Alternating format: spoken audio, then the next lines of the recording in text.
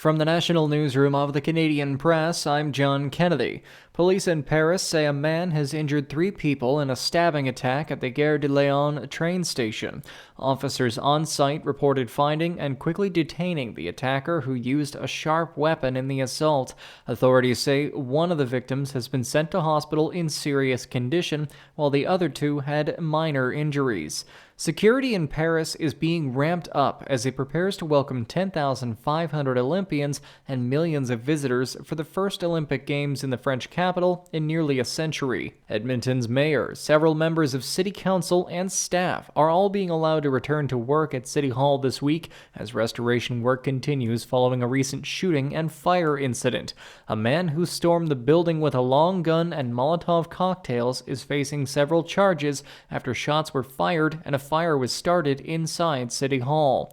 The city staff who work in the building are being allowed to return to their workstations if they feel comfortable doing so. However, the building is still closed to the public. Legislators across Canada have been trying to keep up with advancements in AI technology that are increasingly being used to create fake pornography. BC is the latest of 4 provinces to try and enact intimate image legislation that includes references to altered images. Susie Dunn, an assistant law professor at Dalhousie University in Halifax, says there were several laws that could apply to deepfakes and altered images, including those related to defamation and privacy. There's this new social issue that's coming up with AI-generated content and image generators and deepfakes, where there's this kind of new social harm that doesn't fit perfectly in any of these existing legal categories that we have. While Dunn says legislation is a step in the right direction, she believes content moderation by websites is the way forward. She is calling on search engines to de-index websites primarily focused on creating sexual deepfakes. The Biden administration says there will be further U.S. strikes against Iran-backed militant groups in Iraq and Syria following the drone attack that killed 3 U.S. service members at a base in Jordan last weekend.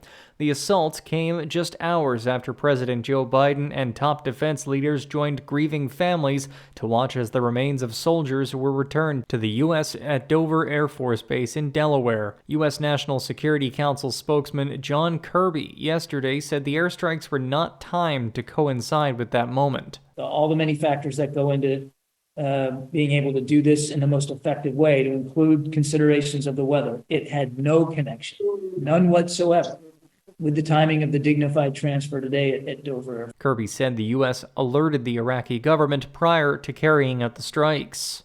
This is the Canadian Press.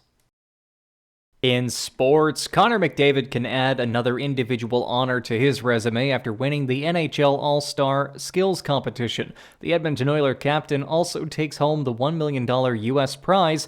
The 3-time MVP won 4 of 6 events that he entered last night in Toronto. The All-Star game goes this afternoon. Jim Hiller is the new interim coach of the Los Angeles Kings, succeeding Todd McLellan in the position. McLellan was let go yesterday, paying the price for the Kings' slide down the standings over the last 5 weeks. The Kings are only 4 points away from falling out of a playoff spot in the NHL's Western Conference standings. Canada will have 3 chances to secure a victory in its Davis Cup qualifier tie against South Korea. Vasek Popisil and Gabriel Diallo won singles matches to give Canada a 2-0 lead in the best-of-5 tie. A doubles match and 2 singles are on tap today in Montreal. From the Canadian Press, I'm John Kennedy.